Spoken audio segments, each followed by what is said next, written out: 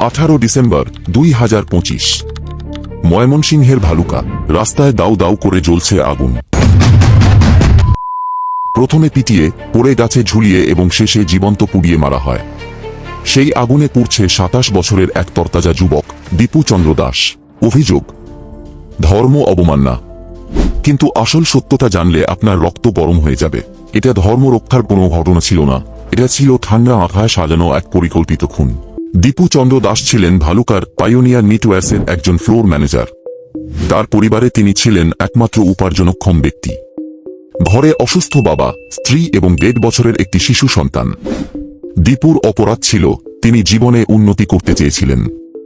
সম্প্রতি তিনি floor manager থেকে সুপারভাইজার পদে পদোন্নতির জন্য একটি পরীক্ষায় অংশ নিয়েছিলেন। তার এই মেধা এবং সম্ভাব্য পদোন্নতি কাল হয়ে দাঁড়ায়। কর্মক্ষেত্রে তার কিছু সহকর্মী এই হিন্দু যুবকের ছড়ি ঘোরানো বা তার নেতৃত্ব মেনে নিতে পারেনি। আর এখান থেকেই শুরু হয় ষড়যন্ত্রের আসল কারণ। প্রমোশন নাকি ধর্ম? সবাই বলছে ব্লাসফেমি বা ধর্ম অবমাননা, কিন্তু পুলিশের তদন্ত বলছে সব মিথ্যা। দীপুর মোবাইল, ফেসবুক, কোথাও ধর্ম নিয়ে একটা শব্দ পাওয়া যায়নি। তাহলে কেন এই হত্যা? আসল কারণ পদোন্নতি এবং হিংসা। একজন হিন্দু ছেলে তাদের বশ হবে, এই আক্রোশ থেকেই তারা ধর্মকে হাতিয়ার বানায়। শিফট পরিবর্তনের সময় সুযোগ বুঝে তারা রটিয়ে দেয় দীপু নবীকে গালি দিয়েছে। ব্যাস, ব্যক্তিগত হিংসা মেটাতে পুরো মবকে লেলিয়ে দেওয়া হলো তার বিরুদ্ধে। কর্তৃপক্ষের নগ্ন রূপ, সেফটি ফার্স্ট। পাইওনিয়ার নেটওয়ার্কস যে কারখানায় দীপু কাজ করতেন, তারা কি করল? তাকে বাঁচালো না। বিকেল 4টায় ঝামেলা শুরু, অথচ পুলিশকে খবর দেওয়া হলো রাত 8টায়।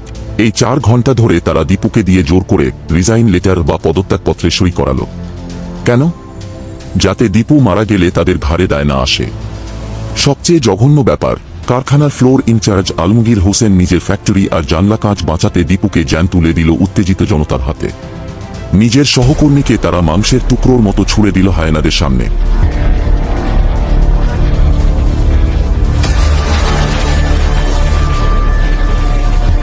হিন্দু বলেই এই পরিণতি। এখন প্রশ্ন, মারার ধরনটা এত পৈশাচিক কেন? কারণ একটাই, সে হিন্দু। তাকে শুধু পিটিয়ে মারা হয়নি, তাকে টেনে হিঁচড়ে মহাসড়কে নেওয়া হয়েছে, গাছে ঝুলিয়ে প্রদর্শনী করা হয়েছে এবং শেষে গায়ে কেরোসিন ঢেলে আগুন দেওয়া হয়েছে। কেন পোড়ানো হলো? কারণ হিন্দু ধর্মে অগ্নিসৎকার পবিত্র। ঘাতকরা চেয়েছে তাকে সেই শেষ সম্মানটুকু না দিতে। এই আগুন জ্বালিয়ে তারা সংখ্যালঘু তথা হিন্দুদের বার্তা দিয়েছে, এখানে তোমাদের প্রাণের কোনো দাম নেই। তসলিমা নাসরিন ঠিকই বলেছেন, এটা ছিল একটা জিহাদি উৎসব।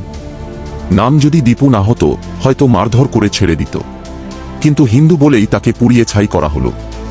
রাষ্ট্রের ভূমিকা, ট্রাফিক জ্যামের অজুহাত। পুলিশ কি করছিল? তাদের অজুহাত 10 কিলোমিটার ট্রাফিক জ্যাম ছিল, থানা কাছেই। অথচ 4 ঘন্টা ধরে একটা মানুষকে জিম্মি করে রাখা হলো, আর পুলিশ পৌঁছালো সব শেষ হওয়ার পর। সোশ্যাল মিডিয়ায় ভাইরাল ভিডিও বলছে, মৃত্যুর আগেও দীপু পুলিশের আশেপাশেই ছিলেন। তাহলে পুলিশ তাকে রক্ষা করল না কেন? নাকি পুলিশের হাত থেকেই তাকে ছিনিয়ে নেওয়া হয়েছিল? এই প্রশ্নের উত্তর বাংলাদেশকে দিতে হবে।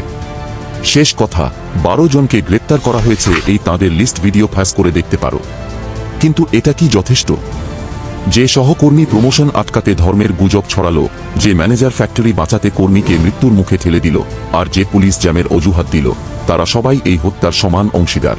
দীপুকে মারা হয়েছে তার জীবনের উন্নতির জন্য, আর এইভাবে পোড়ানো হয়েছে তার ধর্মের অপমানের জন্য। এটাই আজকের নতুন বাংলাদেশের বাস্তবতা। দীপুর পরিবার আজ নিঃস্ব।